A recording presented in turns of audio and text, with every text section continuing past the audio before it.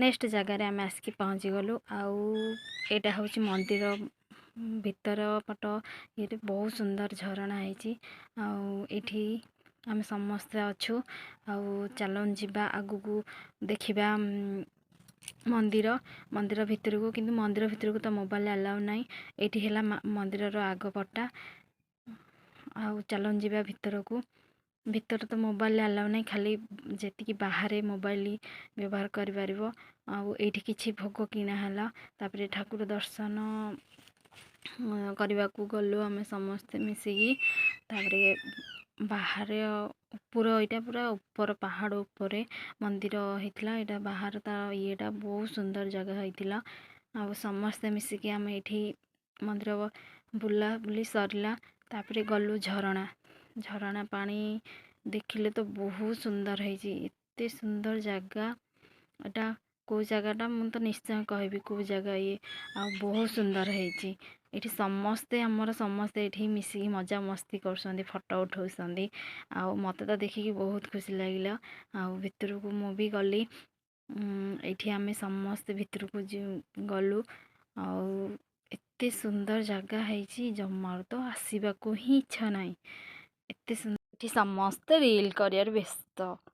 समस्ते देखले समस्ते गोटे गोटे मोबाइल धरिकी रील कर व्यस्त बहुत सुंदर जगह होता ना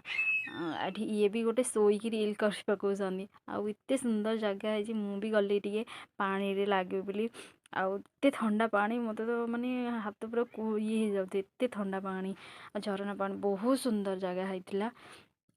मत बहुत खुशी लगिला एते झरना पानी आसूची तापर मत से डाकुंट मु मना कर जीविनी एटू मत बहुत खुशी लगुला एते पानी देखिकी आते पाखर पे मुझे भी देखी नी झरणा तापर मत से डाकिले मु नाही करछि से भी आसिले मत नबा तो आस ये पड़ीजु खसड़ा होता किंतु खसड़ा नाला किंतु एते ठंडा पानी थिला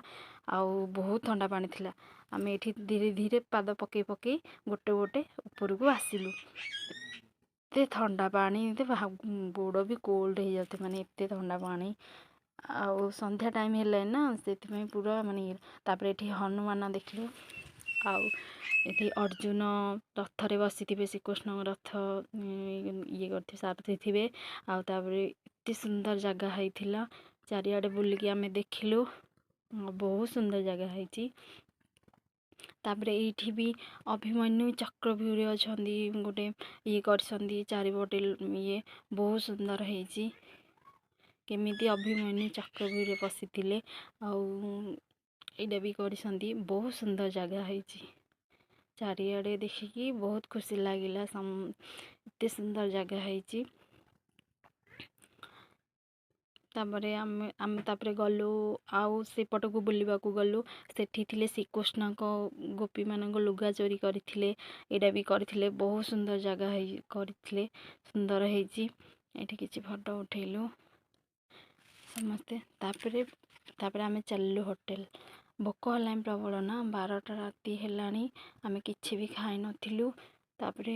गोटे गाड़ी रखिला तापरे आम हेटु गलु होटेल को समस्ते खाइबा को ये आमको देसंती चटनी